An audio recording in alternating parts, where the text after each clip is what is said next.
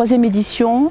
On est ravis du succès public et critique de cette manifestation qui vise à proposer des soirées familiales, conviviales, autour d'un théâtre populaire, drôle, où l'humour prédomine. Nous essayons de faire découvrir ce qu'est la commedia dell'arte et le théâtre de tréteaux. C'est-à-dire qu'autrefois, la commedia se jouait sur des tréteaux, dans la rue, sans éclairage, en plein jour, ou le soir éventuellement à la bougie. Et cette proximité va vraiment dans le sens de la rencontre que nous voulons mettre en place avec le public. C'est une première pour beaucoup. Presque tous. Je trouve qu'en 4 jours, on a fait un travail extraordinaire. Ouais. Même gens, dans le cadre de notre festival de tréteaux, il y a un volet formation.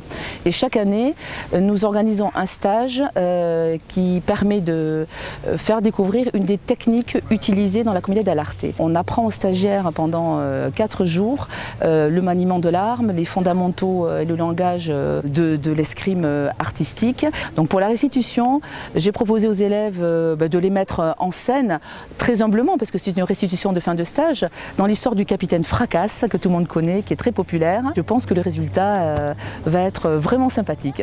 Ouais.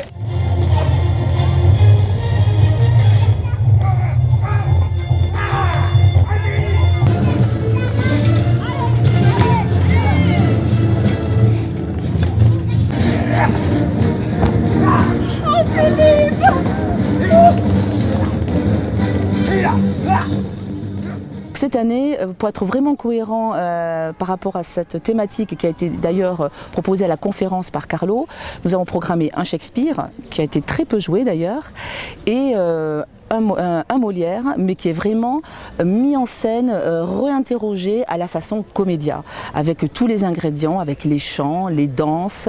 Ce soir, on va assister vraiment à un spectacle très très pétillant, plein d'énergie, une mise en scène magnifique. Et je dois dire que ce soir, c'est aussi la soirée de la jeunesse et du talent, parce qu'on a des acteurs très jeunes sur le plateau, qui ont 25 ans, qui sont sortis il y a 3 ans à peu près de l'école que dirige Carlo Boso, et c'est cette fraîcheur qui est extraordinaire sur le plateau, et on est ravis de leur donner aussi cette chance.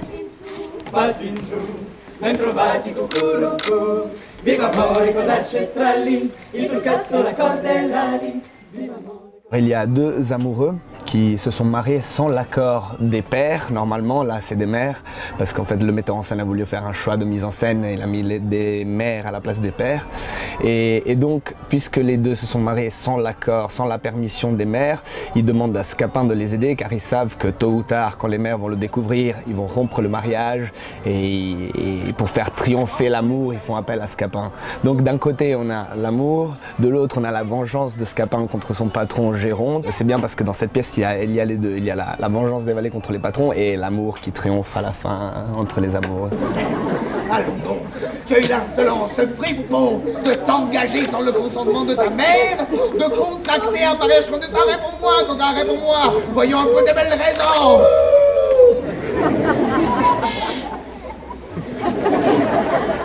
Que diable, Seigneur, t'as pour rester interdit? C'est que j'imagine que c'est ma mère que j'entends.